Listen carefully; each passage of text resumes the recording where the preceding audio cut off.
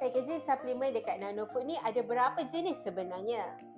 Ramai yang tanya saya, dekat Nanofood boleh pilih packaging jenis apa je? Okey, jom saya ceritakan sekarang.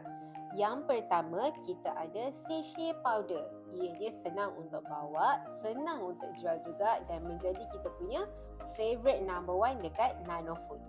Yang kedua, kita ada liquid in sachet. Kalau anda nak buat collagen ke ataupun apa-apa suplemen yang dalam bentuk cecair, boleh pilih kita punya liquid in sachet.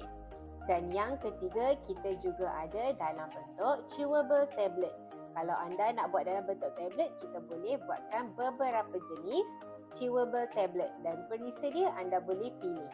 Basically, kalau anda nak sachet ke, tablet ke ataupun dalam bentuk tub yang besar, semuanya boleh bincang ikut produk dan juga bajet anda. Kalau masih tak tahu nak pilih packaging yang mana satu sesuai untuk produk anda, boleh komen dekat bawah ataupun terus je DM kami.